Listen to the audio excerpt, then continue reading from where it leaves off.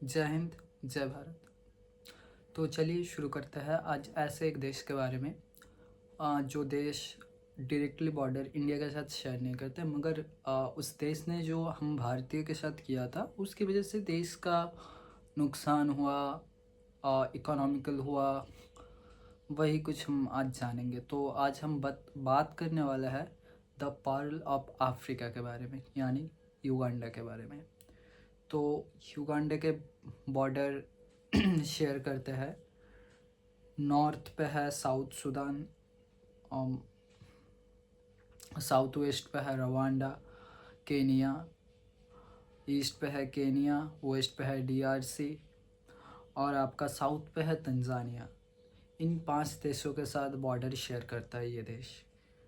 Landlocked country है, मगर इन इसके पास लेक विक्टोरिया है, जिसकी वजह से ये कुछ इससे पानी के साथ कनेक्ट है। पानी का मतलब वो भी लेक विक्टोरिया अफ्रीका कॉन्टिनेंट के बीच में है, तो वैसे कोई सी के साथ डायरेक्ट कनेक्शन नहीं है, बस वही है। तो ये जियोग्राफिकल देश का पॉपुलेशन है लगभग 5 करोड़ 13 लाख, ऐसे ही। देश का कैपिटल सिटी है कंपाला, जो इसका लार्जेस्ट सिटी भी है। तो ये जो कंपाला है, कंपाला पे आपका लगभग 15 से 23% लोग यहाँ पे रहते हैं। जो करेंसी है, हम भारतीय 1 रुपये में वहाँ का 43 युगांडन शिलिंग है। तो वैसे युगांडा के हम अगर लैंग्वेज के बारे में बात करें तो इंग्लिश एंड स्वाहिली बोला जाता है ज़्यादातर पार्ट में। वैसे ही वहाँ का जो रिचेस्ट मैन ऑफ युगांडा है वो एक इंडियंस गुजराती है, उसका नाम है सुधीर सर। और सर का मतलब सुधीर सर का टाइटल याद नहीं आ रहा, तो वही है। तो हम युगांडा पे नोटिस करते हैं कि वहाँ पे ज़्यादातर जो चीज़ें है ना, वहाँ पे बहुत ज़्यादा इंडियन इन्फ्लुएंस्ड है। जैसे कि रियल स्टेट से लेके बिजनेसेस, रेस्टोरेंट्स, हॉस्पिटलाइजेशन, मतलब जो भी देख लो, हेल्थ केयर से लेके हर एक चीज़ों में इंडियंस का बहुत ज़्यादा युगांडा के हिस्ट्री में जैसे हम जान लेते हैं युगांडा को कैसे, मतलब युगांडा को बाहरी दुनिया कैसे जाना कि हाँ वहाँ पे एक देश है युगांडा। तो वो ऐसा है कि 1830 पे अरब ट्रेडर्स युगांडा पहली लैंड से गए। फिर युगांडा डिस्कवर होने के बाद लेट 19th सेंचुरी में वहाँ पे कुछ ब्रिटिशर्स के 1860 के टाइम पे, 1860 के बाद 1819 पे ब्रिटिशर्स ने प्रोटेक्टर ऑफ युगांडा बोल के एक बनाया, जिसका अंदर युगांडा को अपने डायरेक्ट रूल के अंडर ले लिया, जहाँ रानी विक्टोरिया, सॉरी मैं यहाँ पे गलत हुआ शायद, तो आप देख लेना, मैं स्क्रीन पे दे दूँगा यहाँ पे जो उस वक्त का डायरेक्ट कौन से राजा या रानी के अंडर पे आया था। तो ऐसे ही वहाँ पे मतलब वो कॉलोनिज्म के चपेट में आ गया ब्रिटिशर्स के। उसके बाद 9 अक्टूबर 1962 को इंडिपेंडेंस मिल गया। तो मिल गया, फिर बुगांडा बोल के एक किंगडम था जिसका नाम पर ये युगांडा नाम दिया गया है। आप वीडियो पर जो यहाँ पे रेड, मैं स्क्रीन पे दे रहा हूँ, रेड कलर के हिस्सा देख रहे हो ना, ये बुगांडा है, ठीक है। यहाँ पे मैं दे रहा हूँ, ये जो रेड कलर का हिस्सा आपको दिख रहा है ये बुगांडा है। तो इसका लैंग्वेज था ल्यूगांडा।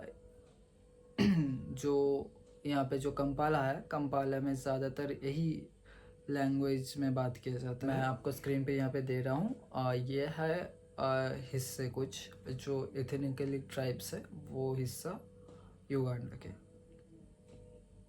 एथनिक ग्रुप्स जो है, और ग्रुप्स के बेसिस पे लैंग्वेज है यहाँ पे मैं दे रहा हूँ, तो आप इसे देख लीजिए। तो इसके बारे में हम, अब इंडिपेंडेंस मिल गया, हम जान ले कि हिस्ट्री। इसके बाद हम जानते हैं कि यहाँ पे इंडियंस को कैसे हार्म पहुँचा या इंडियंस को यहाँ से क्या हुआ। तो चलिए आज हम अपने कहानी के मेन पॉइंट या टॉपिक पे आते हैं। आफ्टर इंडिपेंडेंस क्या हुआ? इंडिपेंडेंस के बाद 1 साल बाद में युगांडा में डेमोक्रेटिक कंट्री बन गया, जो 1962 में हुआ। एक पहला जो पोस्ट इंडिपेंडेंस इलेक्शन था वो हुआ, फिर एक गठबंधन के सरकार आया, यूपीसी यानी युगांडान पीपल्स कांग्रेस, और कबाका येका यानी केवाई। युगांडा ने अपने यूपीसी और केवाई इन दोनों में मिलकर एक गवर्नमेंट बनाया, जो पहला था, फर्स्ट पोस्ट इंडिपेंडेंट गवर्नमेंट था, इलेक्शन के थ्रू आया था, जहाँ पे मिल्टन ओबट बना पीएम, जो बिलोंग करता था आपका यूपीसी यानी युगांडन पीपल्स कांग्रेस, और केवाई से बना बुगांडा कबाका का किंग जो था एडवर्ड मुतेसा दो, यानी मैं यहाँ पे नाम दे रहा हूँ एडवर्ड मुतेसा सेकंड। अच्छा, मैं ऐसे बोल देता हूँ तो आप समझ में आ जाएंगे। युगांडा मुतेसा सेकंड बना वहाँ का प्राइम मिनिस्टर। मैं स्क्रीन पे यहाँ पे दे रहा हूँ, यही है जो प्रेसिडेंट है, और यहाँ पे यह है प्रेसिडेंट हाउस, आपको स्क्रीन पे दिख रहा होगा। तो गवर्नमेंट हो गया, पार्टीशन हो गया, तो फिर आप सोचेंगे कि गलत कहाँ हुआ। तो फिर साल आया 1967, पीएम ने एक बिल को अपने संसद में पास करवाया और कॉन्स्टिट्यूशन पर चेंज करवाया, जिससे कि और इन सभी बातों में मतलब बातों को लेके कुछ लोगों का मतलब नहीं, वो वैसा नहीं होना चाहिए, डिसएग्री था। तो वहाँ पे 1917 पर एक 1970 के दशक पे ईदी आमीन बोल के एक डिक्टेटर ने मिलिट्री कू करवा दिया, जो बाद में डिक्टेटर बना। पहले वो मिलिट्री कू करवाया, फिर ने वो सत्ता में आया। फिर दिन आया 1972 का, और जिस दिन अगस्त में ईदी आमीन ने भारतीय जो वहाँ पे माइनॉरिटीज़ था उनको देश छोड़ने के लिए बोल दिया कि आप 90 दिन में देश छोड़ दीजिए। और वही बोला, पहले जो ये 90 दिन में देश छोड़ने की बात थी भारतीय माइनॉरिटी के बारे में, तो पहले ये 4 अगस्त ने ये ऑर्डर था जो एशियंस ब्रिटिश थे, यानी एशिया पे वो अपने इंडिया या इस तरह के कंट्री में जो वो यहाँ पे जॉब करते थे, या उनका 1 या 2 पीढ़ी यहाँ रहेगा और वो पीढ़ी वहाँ पे जाके वैसे रूल कर रहा था या वैसे कुछ अपने इंटरेस्ट के लिए बिजनेस कर रहा था, तो उनको छोड़ने के बोला था। पर 4 अगस्त के बाद दिन आ गया 9 अगस्त, तो उस दिन ईदी आमीन ने बोला कि भारतीय भी छोड़ दो, जो भारतीय है यहाँ पे। तो यहाँ पे आती है कहानी पे ट्विस्ट। लगभग 80,000 भारतीय थे, जिनमें से 23,000 को मतलब 23,000 युगांडन इंडियंस पीपल को वहाँ का सिटीजनशिप मिल गया। फिर कुछ लगभग 27,000 लोगों ने यूके और वहाँ पे भाग गया, और कुछ लगभग 6,000 और वैसे कुछ कनाडा यूएसए में शेल्टर ले लिया इमिग्रेशन करके, और लगभग 4,500 लोग भारत वापस आए। जो भारतीय मतलब उस वक्त जो इंडियंस युगांडा छोड़ के आ रहे थे उनका ऊपर कुछ रिस्ट्रिक्शंस था, वैसे कि वो 120 भारतीय डॉलर मतलब $120 लेके भारत आ सकते हैं या युगांडा को छोड़ सकते हैं, 220 केजी तक ही सामान ले जा सकता है, वैसा कुछ रेस्ट्रिक्शन लगा दिया। उसके बाद 5,655 यानी लगभग 5,500 के आसपास farms, ranches and agriculture lands इन सब को ऑक्यूपाई कर लिया, सीज्ड कर लिया गवर्नमेंट ने, क्योंकि ये सब उन इंडियंस के थे तो जो वहाँ पे अपने मेहनत के दम पे काम कर रहा था, वहाँ का इकोनॉमी में अपना कंट्रीब्यूशन दे रहा था, टैक्स दे रहा था, वहाँ का एक अच्छा लिविंग कंडीशन बनवा रहा था, जो आज भी मतलब मैं जब वीडियो बना रहा हूँ आज भी अफ्रीका का सबसे अगर रहने के लिए अच्छा सिटी माना जाता है वो है कंपाला। तो हर एक अच्छे चीज़ के पीछे इंडियंस का हाथ होता है, जैसे कि गूगल, माइक्रोसॉफ्ट या कुछ भी पकड़ लो, वहाँ पे इतने अच्छे से मैनेज करता है कि वहाँ पे गुड कंडीशन क्रिएट हो जाता है, जिसकी वजह से उनका इतना चार्म बोल लो या उसका नाम बोल लो, बस इंडियंस बहुत अच्छे से मैनेज कर सकता है हर एक चीज़ को। तो वही वैसा ही था। तो उसके बाद क्या हुआ, ईदी आमीन को पावर ने से मतलब जो पावर था, डिक्टेटर ने ज़्यादातर कू करके आया था, तो वहाँ पे वही वो जो बोलता था वही होता था कहते। तो ईदी आमीन को सत्ता में आने के लिए कुछ चाहिए था, मतलब गवर्नमेंट से ना खुश था, तो पॉलिटिक्स में कभी किसी को सत्ता में आने के लिए कुछ मुद्दा चाहिए, वरना बिना किसी मुद्दे में कौन, मैं अगर राज कुछ करना चाहूँ या किसी मुद्दे को कुछ तो चाहिए ना।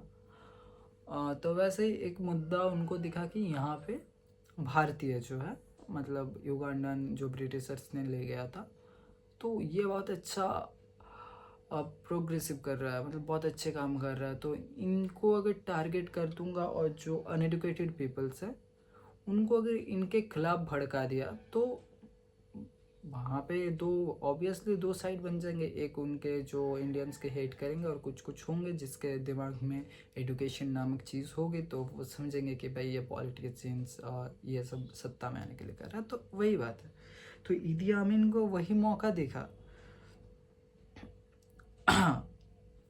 जिसने भारतीय को टारगेट्स करना शुरू किया। फिर क्या, सारे छोड़ गए। फिर अगले वैसे ही इकोनॉमिक क्रैश हो गया, क्योंकि 70 से 80% बिजनेस इन भारतीय चलाते थे, वहाँ का 85% टैक्स ये भारतीय देते थे, तो इसीलिए वहाँ की इकोनॉमी क्रैश हो गया। ये इकोनॉमिक क्रैश को मैं थोड़ा मतलब क्रैश हो गया हाँ, मगर जो ये इकोनॉमिक क्रैश है वो था 3 साल में लगभग जीडीपी 5% तक गिर गया था। सैलरी वहाँ का जो सरकारी एम्प्लॉयज़ था उनको 90% तक सैलरी गिरा, मतलब ड्रॉप करना पड़ा। अगर किसी को 10,000 रुपये पहले मिलते थे तो तब सिर्फ 1,000 रुपये मिलता था, इतना बुरा हालत हो गया। इन्फ्लेशन 200% तक बढ़ गया। फिर 1979 में ईदी आमीन को हटाकर 1918 में इलेक्शन हुआ, फॉर युगांडा चल रहा है, जो आज का पॉलिटिकल सिचुएशन है वो है।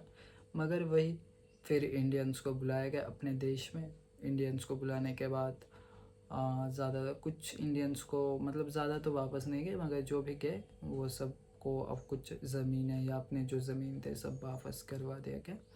तो ऐसे ही हम देखते हैं कि एंटी इंडिया मतलब बोल के बस पॉलिटिकल मूवमेंट या सत्ता में ही आया जा सकता है, देश की मतलब क्या कहते हैं, डेवलपमेंट नहीं हो सकती। जय हिंद, जय भारत। फिर मिलता है एक नया देश के बारे में जानते हैं।